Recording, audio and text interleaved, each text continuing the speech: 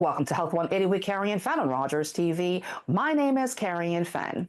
According to Osteoporosis Canada, 2.3 million Canadians are living with osteoporosis. Over 80% of fractures in people 50 plus are caused by osteoporosis. Today I'm joined by Dr. Suleiman Firmly from Durham Center for Osteoporosis Excellence. We want to help you learn more, so let's learn together. Dr. Firmly, welcome to our show. Thank you, Carrie, and thank you for having me. You're welcome. Glad to have you here with us. Can you share with us a little bit about yourself and the Durham Center for Osteoporosis Excellence? Absolutely. Well, thank you again for this opportunity. My name is Dr. Suleiman Firmly, as you mentioned. I was born and raised in Scarborough and Durham region, and I'm the product of Afghan refugees. I did my education and training at the University of Toronto, and I started practicing family medicine and primary care in 2017. And while I was working actually in the hospital as a surgical assistant, I noticed a lot of seniors coming into the hospital needing orthopedic surgery for fractures. And it was mainly because of osteoporosis and weakened bones. And Mhm. later on, fast forward a year or two, I started working at a diagnostic clinic where bone mineral densities were done. And I was surprised to see that the machine was collecting dust and it wasn't really as busy as compared to how many people I saw breaking their bones in the hospital. So that's what really made me passionate to study this topic a bit more and help found the Center for Osteoporosis Excellence to make it a resource for all of our community in Durham region. Is there a symbolism to the name? So a Center for Excellence in general is Mhm. usually meant to represent a place where a lot of different moving parts are being looked at in terms of tackling a problem. So, for example, our Mhm. Center for Excellence for Osteoporosis, we're looking at not only looking after treating patients for osteoporosis, but also doing research on the area, helping bring in other disciplines like physiotherapists and Mhm. doctors and everyone together, dietitians, to really look and make this a place where we want to really tackle this problem from all the different angles possible. Yes, yes, that's important because you don't really find that quite often where you have like a facility and then you're dealing with the different areas that make up what a patient needs to go through in order to deal with a specific condition. So, for those who may not know, tell us what is osteoporosis? Osteoporosis is the medical term that we use that refers to rapid softening or weakening of our bones. Hmm. Osteo refers to bone, and porosis refers to, um, having becoming more porous or having more space in between. So we all want our bones to be nice and strong, and it becomes Hmm. strong from being very dense and full of calcium and bone tissue. But as we get older, and if we're not looking after ourselves properly, our bones could become too soft too fast, and that's when you essentially get osteoporosis. Okay. I'm noticing, well, I guess from the more mature community members, and I'm being very careful of the words that I use right now. I've noticed that I'm seeing or hearing of a lot more people like doing hip surgery or those type of surgeries. I'm hearing more and more people are saying, "Oh, I'm having surgery next week for my hip and stuff like that."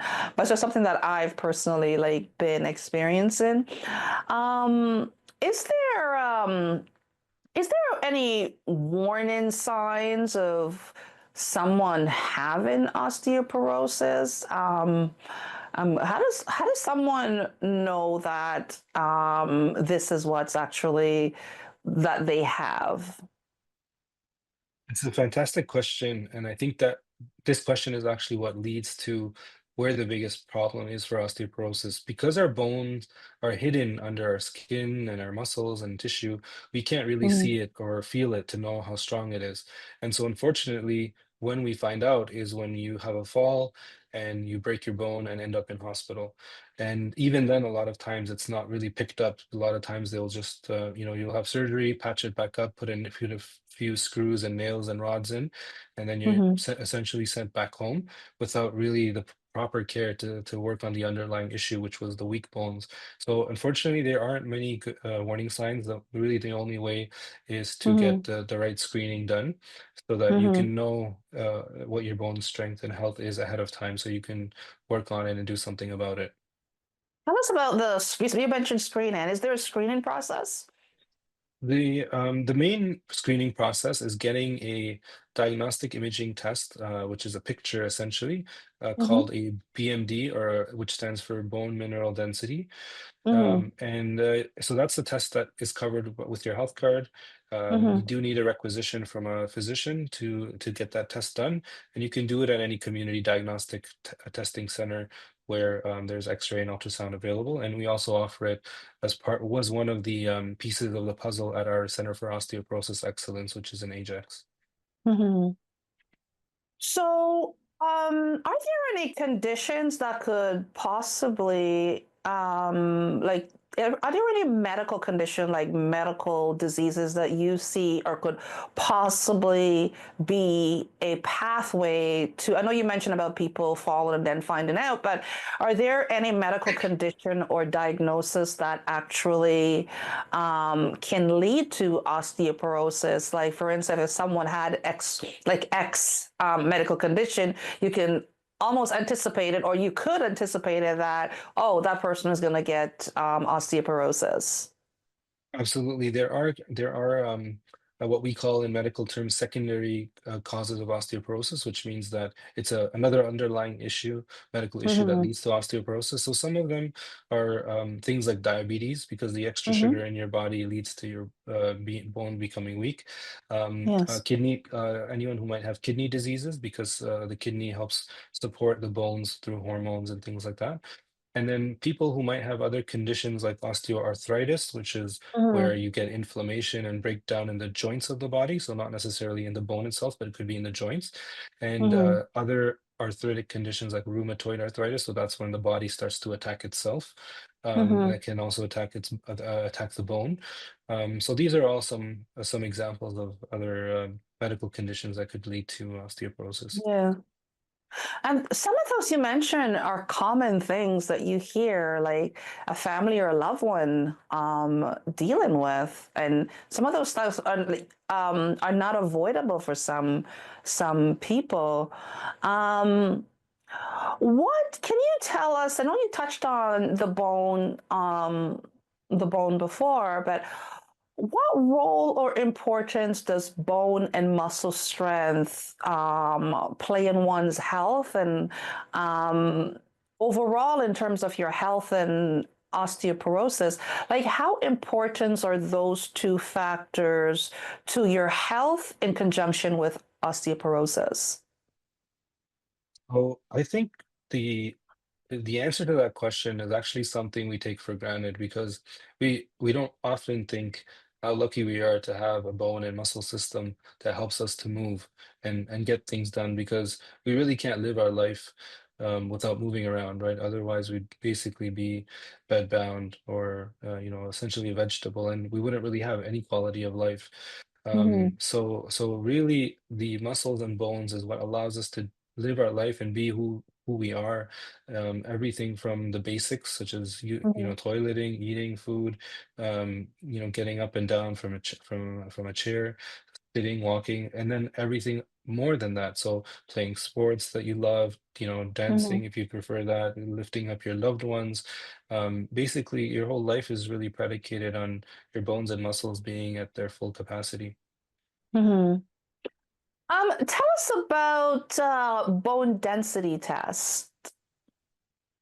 So the bone mineral density test is the screening test that we use to look for osteoporosis or essentially the health of your bones. So it's a Mm-hmm. scan that you can get done at a diagnostic clinic. It takes about 15 minutes or so. It's quite safe. It uses very minimal radiation, Mm-hmm. so less radiation than you just standing outside on the street and looking at the sun for half an hour or so. It's almost the same amount. So it's very no side effects. It's not invasive. Nothing goes inside your body. So it's a very easy, quick test to do. And it gives you a measurement. It actually scans your bone and measures how strong it is. And then Mm-hmm. we use that number to give you an idea of how likely it is that you will suffer from a fracture and how active you need to be about keeping your bone healthy to prevent getting a osteoporotic fracture. So, are there medication involved in treating osteoporosis? Absolutely. We do have about five or so prescription medications that Mm-hmm. are used in Canada for helping to strengthen people's bones. Mm-hmm. In addition to obviously things, all the lifestyle changes, but yes, there are five medications that can be used by prescription, five or so medications that can be used to help. Is there preventative medication or just the ones to treat it? Um, Essentially, when you're treating osteoporosis, what you're trying to do is prevent the fracture that comes from having weak bones. So the Mm-hmm. medications essentially is helping to strengthen your bone as much as possible so it doesn't break. So that's Mm-hmm. kind of how I would use the medication. I would think of it as a way of preventing you from breaking your bone, or if you've Mm-hmm. already suffered from one fracture, preventing you from having another fracture. Mm-hmm. So, in terms of, is this a condition where young people are impacted, or this is something at a particular age group that individuals are faced with? What age do you have to be impacted? Is there a specific age group that's impacted more than the other? In general, the older you get, the more likely you are to get osteoporosis. Mm, In the young category, it's very rare, unusual yeah. to have weak bones. It would usually be caused by something else. But as we had mentioned about secondary causes and things like that. But for the as we get older, I mean, with natural aging, our bones do will get a little bit weaker, but with osteoporosis, it becomes weaker but much faster. And usually over the age of 65 is the age that we recommend doing bone mineral density screening for everybody. And then Hmm. between the ages of 40 and 65, it would depend on other things that might make you more likely to have osteoporosis. Okay. It's good to know because sometimes we don't know. We hear these words or words that are different about diagnosis or medical condition, and often we don't know what it actually means, or what we should look out for, or how our family or ourselves could be impacted. You're watching Health 180 with Carion Fenn on Rogers TV. We are exploring osteoporosis with Durham Center for Excellence. My name is Carion Fenn, and we'll be right back.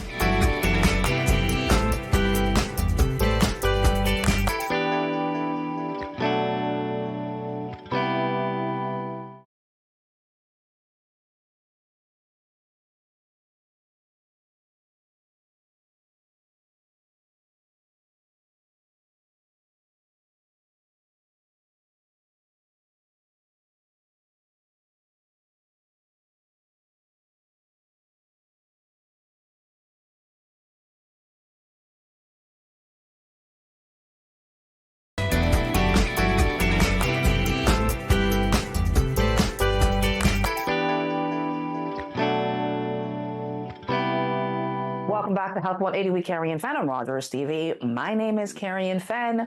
We are exploring osteoporosis. 1 in 3 women, 1 in 7 men will suffer from osteoporosis fracture during their lifetime. Are you or your loved ones prepared or know the things you should know if impacted by osteoporosis?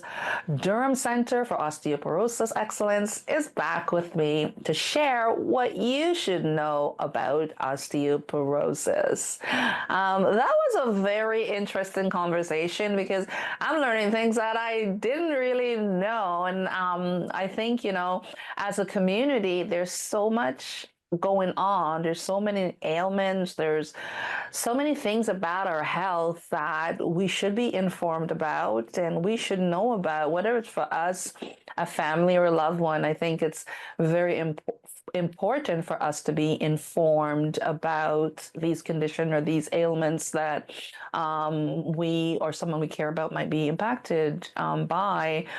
Um, when we talk about protection, I want you to give us a little bit more details in terms of protection. Where do you stand, or where do you feel about protection or prevention? Or perhaps it might be because sometimes medical experts may see protection and prevention in one way, and sometimes community members, we often just see it in a different way. We're like, you know what? I don't have to worry about that. If it's going to happen to me at 50, I'll worry about that closer towards that age group. But what's your feeling, or what's your thoughts around protection and prevention, osteoporosis, and as we age and as we get more mature in life, what's your perspective on that? Yeah, protection is definitely the best way to go for any condition. Mm-hmm. As the old adage goes, an ounce of prevention is better than a pound of cure. And it's the Mm-hmm. same for osteoporosis. And the thing is, um, ultimately, and this has changed in my life too, the way that I approach getting exercise and working out, is that whenever we put stress on our body physically, such as doing a squat or jumping or anything like that, that's the signal that tells your bones that they need to get stronger, and your muscles as well, because Mm-hmm. it tells your body's telling your bones and muscles that, hey, we need you to stay strong because we're doing a lot of activity. Mm-hmm. And as the other old adage goes, if you don't use it, you lose it.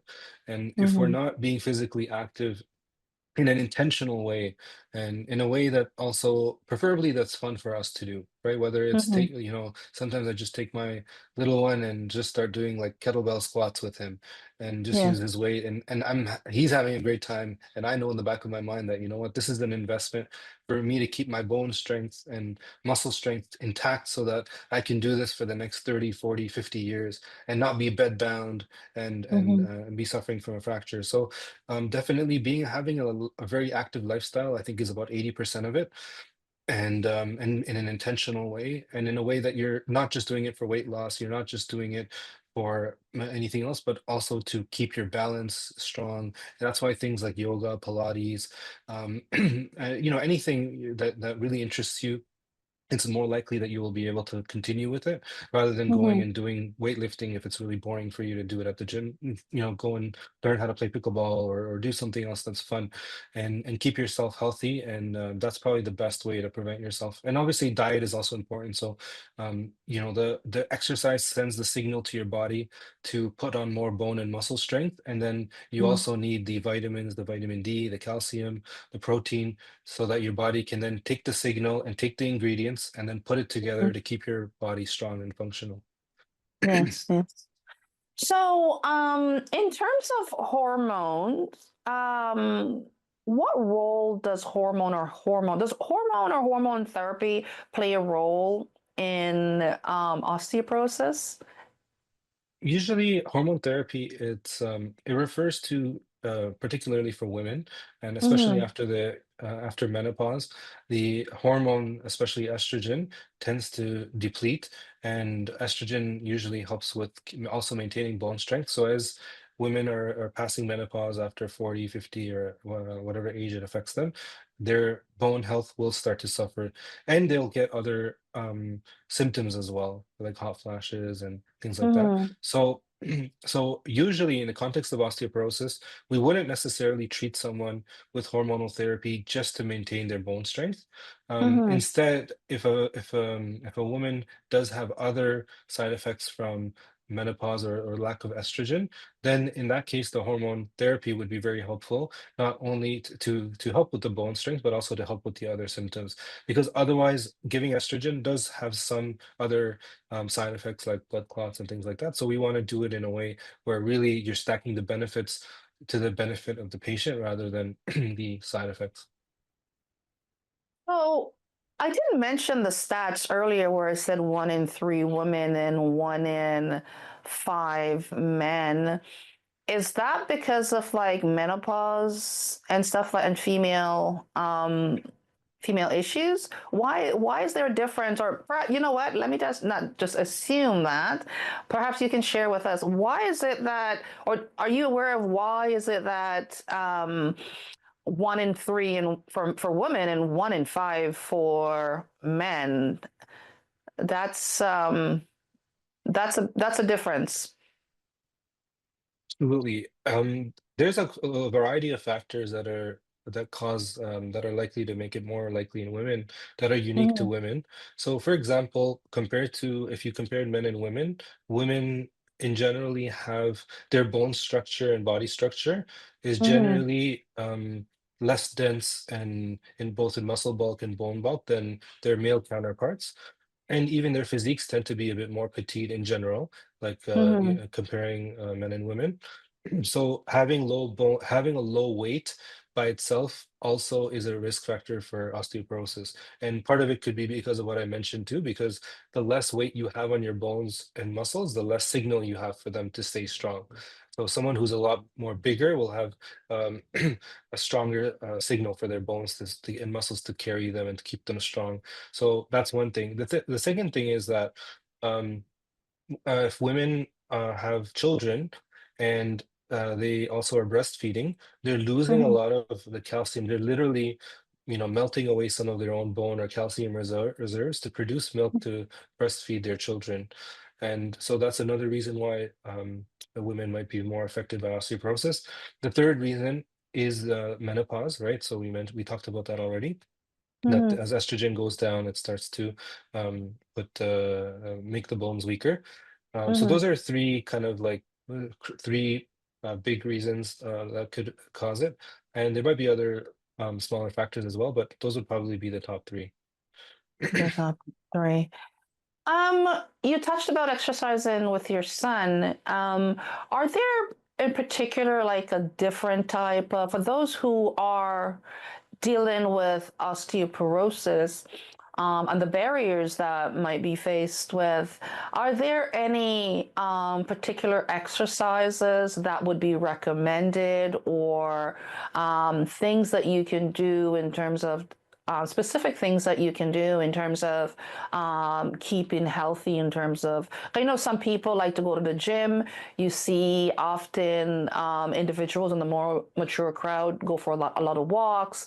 Can you give us some examples of like specific exercises that you think that those who are impacted by osteoporosis should actually be doing that is more healthy for their bone in terms of exercising? Absolutely, that's a great question. I think the good news is that any there's a lot of flexibility on the types of exercises that you can do to maintain your bone strength. And the Mhm, good thing is that, and what my suggestion would be is to find something that you like and that you'll enjoy, because the more likely you are to enjoy that type of exercise, the more likely you mhm, will be to do it. And that's the bottom line. So really if you boil it down, it's all about putting stress on your body. And the more mhm, physical stress you can put on your body in terms of moving around, the better it is. So mhm. walking is great for sure. Yes. Walking, running, any kind of jumping, lunges, yoga, Pilates. You can do it in sports, swimming, um, playing pickleball, playing basketball, playing soccer. So anything that you would enjoy or that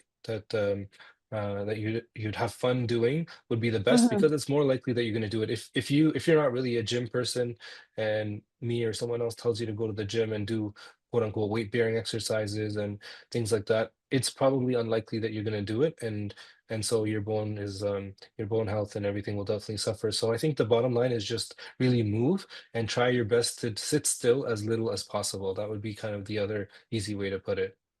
Mhm. So we hear often people talk about vitamin D and how important vitamin D is. Can you just enlighten us a bit more about in terms of how important vitamin D is, and how does someone with osteoporosis ensure that their bodies get in sufficient vitamin D that is needed, or is it needed for someone who is was diagnosed with osteoporosis or live with osteoporosis? Interesting thing about vitamin D, and along the same line of thought is also, calcium Mm-hmm. and another, even eating protein and things like that. Those things are extremely important for our body to have the resources to to build bone. If I could give an example, it would be Mm-hmm. like if your bone was a house, the calcium would be kind of like the bricks in the house, and the Mm-hmm. vitamin D would be like the cement that holds the bricks together. And you doing exercise is the Mm-hmm. contractors and the laborers putting the bricks and cement together. That's kind of how I Yeah. would put it. So what that means is that if you are taking vitamin D, but you're not really exercising and having workers take that cement and put it along with the calcium and the bricks of your bones, you're just going to pee most of it out, right? Mm-hmm. And similarly, if you're doing a lot of exercise, but you don't have enough vitamin D, then your body's sending the signal to build more bone, but it just doesn't have the resources to do it. And so you Mm-hmm. still will get weak bone. So vitamin D is extremely important. And, for us as Canadians, let's face it, we don't get much sunlight here most of the year, and that's where we Yeah. naturally get vitamin D. So outside of going to the Caribbean for 6 months of the year and getting good vitamin D, the other option would be to take vitamin D supplements. And usually Mm-hmm. it's recommended to take 1,000 units once a day. So most of the pills you'll find over the counter, like the Jameson brand or any other brands, at your local health food store, will have vitamin D, and usually it's around 1,000 units. And you can get it from any naturopath store, Healthy Planet. They have it in drops. They have it in different methods that would be, that you would like or prefer. The vitamin, that's perfect. That's all the time we have for today's episode of Health 180 with Carion Fenn on Rogers TV. My name is Carion Fenn. Thank you to Dr. Firmly from Durham Center for Osteoporosis Excellence for joining us. And a special thank you for joining. And remember, together we are stronger.